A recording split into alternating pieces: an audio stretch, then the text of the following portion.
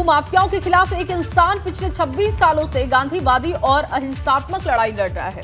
इस लड़ाई को लड़ते हुए इस इंसान की सरकारी नौकरी ही नहीं बल्कि उसका परिवार भी छूट गया और आज वो अपना घर छोड़कर वनवासी की तरह जीवन बिता रहा है। शामली के गांव चौसाना के रहने वाले मास्टर विजय सिंह का जिक्र कर रहे हैं, जो पिछले 26 साल से भूमाफिया के खिलाफ लड़ाई लड़ रहे हैं और उनका धरना आज तक के सबसे लंबे धरने के रूप में गूगल में रिकॉर्ड हो चुका है। ये रिपोर्ट देखिए।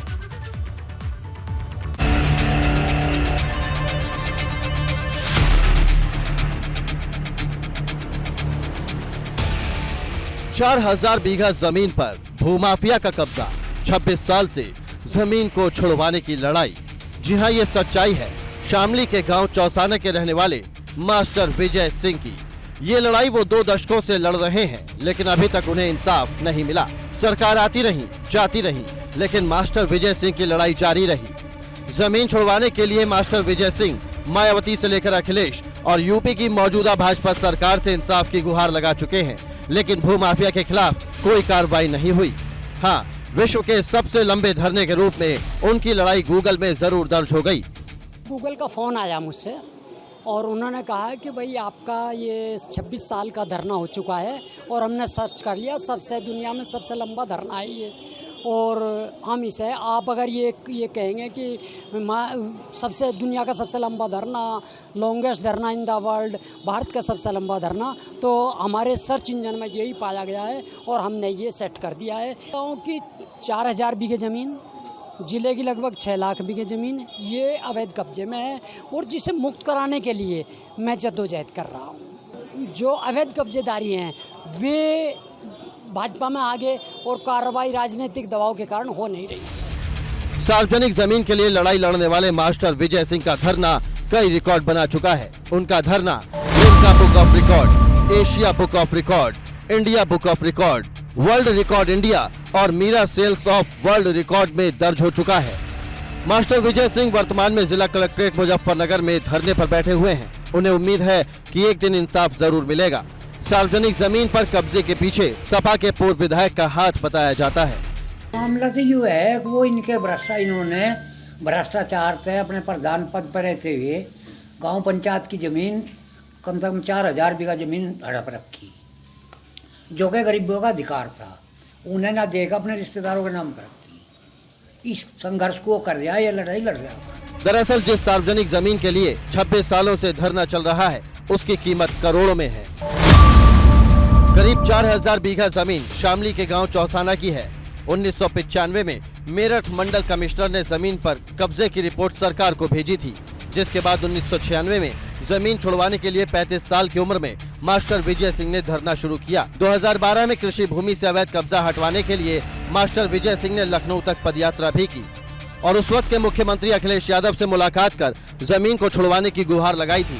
हालांकि बसपा सरकार के दौरान 300 बीघा जमीन को भूमाफिया से मुक्त कराया गया था। बाद में जमीन पर अवैध कब्जा न हटता देख मास्टर विजय सिंह ने 8 अप्रैल 2019 को सीएम योगी से मुलाकात की। सीएम योगी के आदेश के बाद जिला प्रशासन ने जमीन कब्जाने के मामले की जांच की। जांच में जमीन पर सपा के पूर्व विधायक जगत सिंह का कब्जा मिला, जिसके बाद प्रशासन ने जगत सिंह को भूमाफिया घोषित करने की सिफारिश भी की थी। लेकिन सपा के पूर्व विधायक के राजनीतिक हस्तक्षेप के बाद जमीन से अवैध कब्जा नहीं हटाया जा सका। अब शामली की डीएम ने फिर जांच करवाने की बात कही। काफ़ी पुराना मैटर है, उसमें बहुत सारे रिकॉर्ड्स हमें मिल भी नहीं रहे हैं, तो उनको रिकॉर्ड्स को हम लोग ढूंढवा के एक विस्तृत जांच है वो करेंगे और अगर उसमें कोई कार्रवाई बन पाती है कि यदि कोई ऐसा कब्जा है जो अवैध किया गया है, गलत किया गया है, तो वो कब्जा नियमानुसार हटाया जाएगा। माननीय राजस्व परिषद में भी ये इस मैटर की सुनवाई जो है वो चल रही है, जिसमें तहसीलदार साहब 2 बार गए भी हैं और उन्होंने वहाँ पर भी रिकॉर्ड जो है वो उपलब्ध कराए हैं। सवाल ये है कि मास्टर विजय सिंह की इंसाफ की लड़ाई हर दिन नया रिकॉर्ड बना रही है, लेकिन 26 साल बीत जाने के बाद भी अब तक भूमाफिया का अवैध कब्जा क्यों नहीं हटवाया गया? Bureau report, ABP Ganga. Ganga Jamuni तहजीब के लिए समूची दुनिया में अलग पहचान रखने वाला बनारस हमेशा अमन का पैगाम देता रहा। 10 जून को जुम्मे की नमाज के बाद जिस तरीके से हिंसा का तांडव हुआ, इन तस्वीरों ने सभी को झकझोर कर रख दिया। लेकिन शांति और अमन का पैगाम देने वाली शिव की नगरी में सौहार्द बना रहा।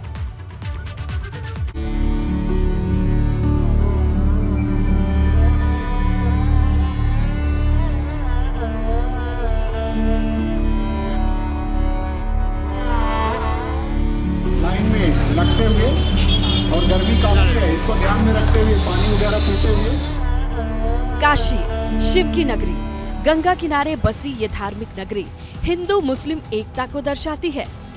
यहाँ गंगा अपनी कल कल धारा से सौहार्द का संदेश देती है, तो मंदिरों की घंटियां धार्मिक एहसास। एक के बाद एक कई आतंकी हमलों को झेल चुके बनारस ने समूची दुनिया को अमन चैन का जो पैगाम दिया है वो हमारे सामने है। ज्ञानवापी विवाद के बाद भी इस शहर ने अपने अमन पसंद लोगों को ये बता दिया कि वो अमन के सबसे बड़े पैरोकार हैं। बनारसियों के बीच ताने बाने का वो जो रिश्ता है वो आसानी से दरकने वाला नहीं है। 10 जून को कई हिस्से में हिंसक वारदातें हुई, लेकिन बनारस में शांति रही। तो यहाँ के जितने भी मज़हब के लोग हैं, ख़ास तौर से हिंदू भाई मुस्लिम भाई, मिलजुल कर एक ज़माने से ज़िंदगी गुजारते चले आ रहे हैं और इनकी कोशिश यही होती है कि यहाँ का जो वातावरण है, यहाँ की जो फ़ज़ा है वो पामाल ना होने पाए। और बाहर भी से भी कुछ लोगों ने कभी कभी आकर यहाँ के माहौल को बिगाड़ने की कोशिश की भी है, तो यहाँ के लोगों ने उसको नाकाम कर दिया है और वो नाकाम और नामुराद होकर यहाँ से वापस गए हुए हैं। तो ये एक पुरानी परंपरा चली आ रही है जो आज भी बरकरार है। आज से नहीं, शुरू से जो है ये चीज़ कर रहा है और कोशिश की जाती है कि कहीं से भी किसी प्रकार का विवादास्पद बात ना हो। और मुझे लगता है इसमें कहीं ना कहीं धर्मगुरुओं की विशेष भूमिका रहती है। और जब जब ऐसा लगने लगता है कि कहीं ना कहीं दंगा फसाद होने के चांस बढ़ रहे हैं या ऐसी अराजक तत्व कहीं ना कहीं से प्रवेश कर रहे हैं काशी में, तो काशी के धर्मगुरु मीटिंग करते हैं, सभाएं करते हैं और उसके माध्यम से लोगों को अमन चैन की बात करते हैं कि किसी प्रकार का काशी का माहौल ना बिगड़े। जुमे की नमाज के दिन सुरक्षा का ऐसा कड़ा घेरा कर दिया गया। पहले पुलिस ने मुस्लिम बस्तियों में सड़क पर मार्च कर धर्म गुरुओं के साथ बैठक कर शांति व्यवस्था बहाल रखने के संदेश दिए। जुमे के दिन ड्रोन से निगरानी की गई। सुरक्षा का ऐसा पहरा था कि शांति व्यवस्था में कोई चूक होने का मौका ही नहीं बचा और यही सबके लिए उदाहरण है। देखिए, काशी के लोग, बनारस के लोग बहुत समझदार हैं, सुलझे हुए हैं और ये समझते हैं सारे हालात को। और हर हाल में यहाँ पे ये लोग गंगा जमुनी तहज़ीब को अमन का, ये बनारस को अमन का गहवारा कहा गया है, यानी कि पीस का सेंटर। तो यहाँ के लोग वो किसी भी धर्म से ताल्लुक़ रखते हो और वो सब जो है पीस को, शांति को और सुकून को पसंद करते हैं।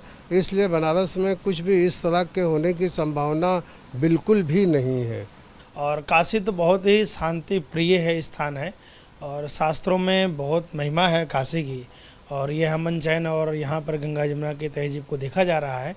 और बाबा विश्वनाथ से प्रार्थना भी यही है कि और यहाँ पे ऐसा कुछ अशांति का माहौल ना बने और बनना भी नहीं चाहिए, क्योंकि ये बहुत ही पुरातन तत्व की जगह है और काशी की अद्वितीय महिमा है।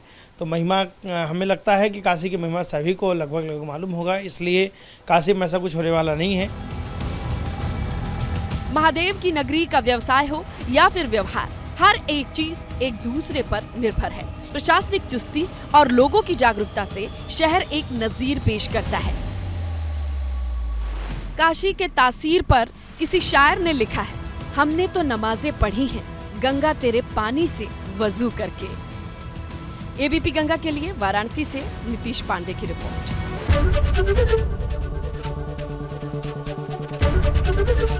एबीपी गंगा, खबर आपकी, जुबान आपकी।